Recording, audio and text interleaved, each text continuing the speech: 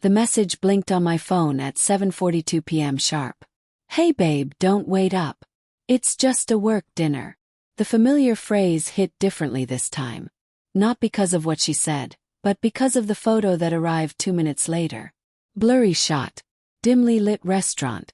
Her laughing, tilted head, red dress. Same one I'd helped her zip up before she left. And sitting across from her, a man I recognized from social media. His hand unmistakably resting on her knee under the table. The photo was sent by his wife. My stomach twisted. The world blurred. For a long minute I couldn't breathe. The air felt thick like syrup filling my lungs.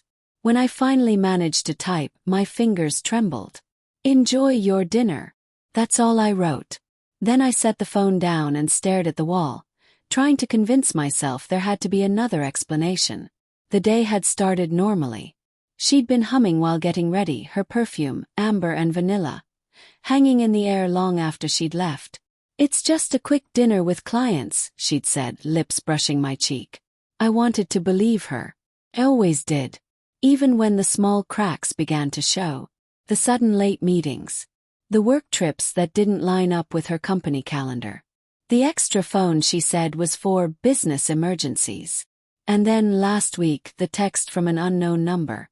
"You don't know me, but I think our spouses are having an affair." I'd stared at it for an hour before replying.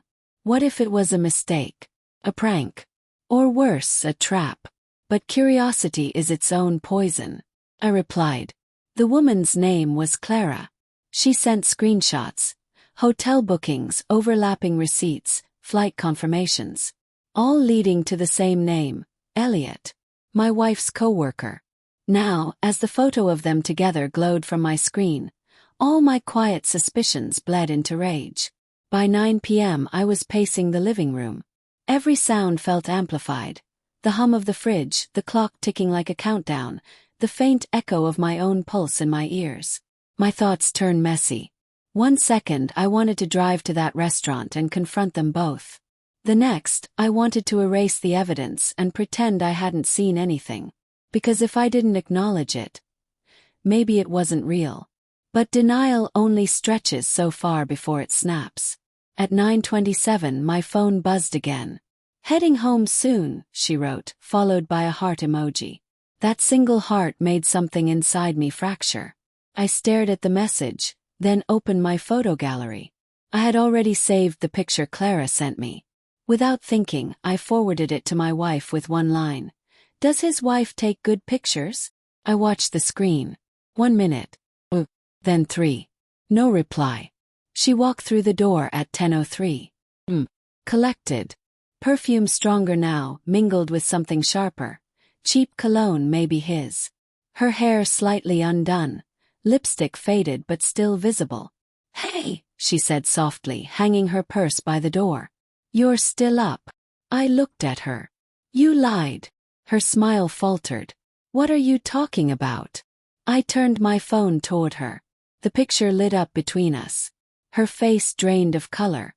For a second she froze. Then she laughed, a brittle, defensive sound. "Are you serious? Someone's clearly trying to mess with you." His wife sent it to me. That stopped her. The air between us shifted, cold and electric. She blinked, her voice dropping. "You talked to her?" He nodded. For a moment neither of us spoke. The silence was heavier than any scream could have been. Finally she whispered. "It wasn't supposed to mean anything." The simplicity of it made my blood boil. Wasn't supposed to mean anything. As if betrayal could ever be casual. She sat on the couch, fingers twisting in her lap, eyes glistening. "It started after that conference in Seattle," she said quietly. "We were both drunk. It was stupid. But then things just continued. Continued.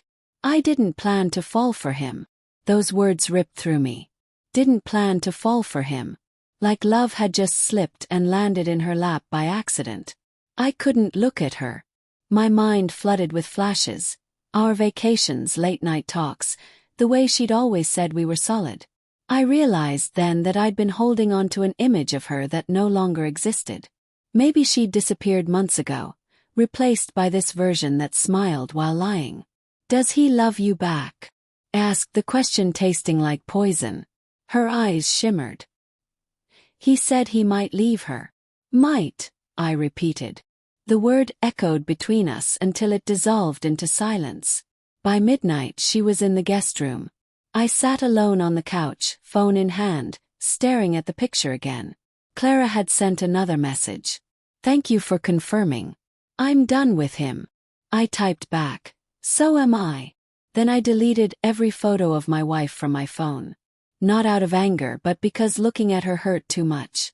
The next morning, she packed her things quietly. No tears, no begging, just a dull numbness between us. When she reached the door, she turned to me. I didn't mean to destroy us. I almost laughed. You didn't destroy us in one night. You just finally showed me what we already were. She looked away. Will you ever forgive me? I wanted to say no. I wanted to make her feel the same ache that hollowed my chest. But all that came out was the truth. Maybe someday, I said. But not for you, for me. That night Clara called. Her voice was steadier than I expected. I guess we're both free now, she said softly. Free, I repeated. The word didn't feel like relief. It felt like starting over in a house burned to ash.